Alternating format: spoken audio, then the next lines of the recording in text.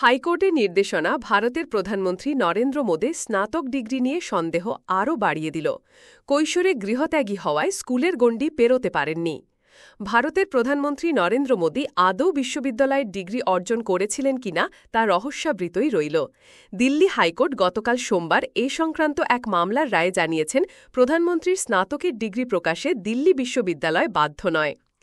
একইভাবে সাবেক কেন্দ্রীয় মন্ত্রী ও বিজেপি নেত্রী স্মৃতি ইরানির শিক্ষাগত যোগ্যতা ঘিরে ওঠা প্রশ্নটিও রহস্যাবৃত রইল।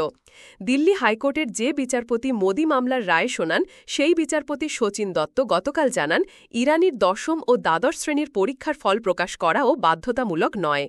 বিচারপতির যুক্তি, কোনো ব্যক্তির শিক্ষাগত যোগ্যতার বিষয়টি ব্যক্তিগত তথ্যের আওতায় পড়ে, তা সর্বজনীন করা উচিত নয়। এই জাতীয় বিষয় তথ্য জানার অধিকার আইনের আওতাভুক্ত নয়, এসব তথ্য ব্যক্তিগত। নরেন্দ্র মোদীর শিক্ষাগত যোগ্যতা ঘিরে নানা প্রশ্ন ১১ বছর ধরে মাঝে মাঝেই উঠে এসেছে। দেশের প্রধানমন্ত্রী ডিগ্রি জানতে মামলাও কম হয়নি, কিন্তু আজও সেই জিজ্ঞাসা বা রহস্যের কিনারা হল না। এখনও জানা গেল না, দাবি অনুযায়ী প্রধানমন্ত্রী মোদী সত্যিই কোনো বিশ্ববিদ্যালয়ের ডিগ্রি অর্জন করেছিলেন কিনা। সংশয় ও সন্দেহের কারণ মোদী নিজেই।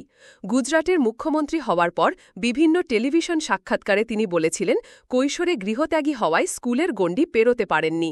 প্রধানমন্ত্রী হওয়ার পর হঠাৎই জানাজানি হয় তিনি গুজরাট ও দিল্লি বিশ্ববিদ্যালয় থেকে যথাক্রমে স্নাতকোত্তর ও স্নাতক ডিগ্রি অর্জন করেছেন। সরকারের পক্ষ থেকে সেই দুই ডিগ্রির প্রশংসাপত্রের অনুলিপিও প্রকাশ করা হয়, কিন্তু সেই প্রশংসাপত্র ঘিরে জন্ম নেয় একাধিক প্রশ্ন, যার গ্রহণযোগ্য জবাব আজও কেউ দিতে পারেনি। যেমন, নির্বাচনী হলফনামায় মোদী বলেছিলেন ১৯৭৮ সালে বহিরাগত ছাত্র হিসেবে তিনি দিল্লি বিশ্ববিদ্যালয় থেকে এন্টায়ার পলিটিক্যাল সায়েন্সের তৃতীয় ডিভিশনে বিএ পাশ করেন। অথচ দিল্লি বিশ্ববিদ্যালয়ে এন্টায়ার পলিটিক্যাল সায়েন্স নামে কোনো বিষয়ই কোনো কালে ছিল না। সে সময় ডিগ্রিধারীদের হাতে লেখা প্রশংসাপত্র দেওয়া হতো, অথচ মোদীর যে প্রশংসাপত্র সরকারের পক্ষে প্রচার করা হয় তা ছিল ছাপানো। প্রশংসাপত্র ছাপার ক্ষেত্রে যে হরফ ব্যবহার করা হয়েছে দেখা যায় তা ১৯৯২ সালে তৈরি। একইভাবে হলফনামায় তার দাবি ছিল ১৯৮৩ সালে গুজরাট বিশ্ববিদ্যালয় থেকে তিনি প্রথম শ্রেণীতে এমএ পাশ করেছিলেন। সাবেক কেন্দ্রীয় মন্ত্রী স্মৃতি ইরানির স্কুলের দশম ও দ্বাদশ শ্রেণীর পরীক্ষার ফল ঘিরেও এমনই বিতর্ক সৃষ্টি হয়েছিল। মোদীর ডিগ্রি নিয়ে অনেকেই যেমন তথ্য জানার অধিকার আইনের শরণাপন্ন হয়েছিলেন, তেমনি ইরানির স্কুলের ফল নিয়েও অনেকে ওই আইনের আশ্রয় নিয়েছিলেন। কেন্দ্রীয় তথ্য কমিশন সিইসি সংশ্লিষ্ট বিশ্ববিদ্যালয়দের মোদীর ডিগ্রি ও সেন্ট্রাল বোর্ড অব স্কুল এডুকেশনকে সিবিএসই স্মৃতি ইরানির পরীক্ষার ফল প্রকাশের নির্দেশ দিয়েছিল। তা মানতে রাজি হয়নি গুজরাট ও দিল্লি বিশ্ববিদ্যালয় এবং সিবিএসই, ফলে একাধিক মামলা রুজু হয়। গতকাল দিল্লি হাইকোর্ট দুই মামলারই রায় দিয়ে বলেন, কারও শিক্ষাগত প্রশংসাপত্র সেই ব্যক্তি ও কর্তৃপক্ষের ব্যক্তিগত বিষয়, তাছাড়া ডিগ্রি জানার অধিকার জনসাধারণ বিষয়ক হতে পারে না।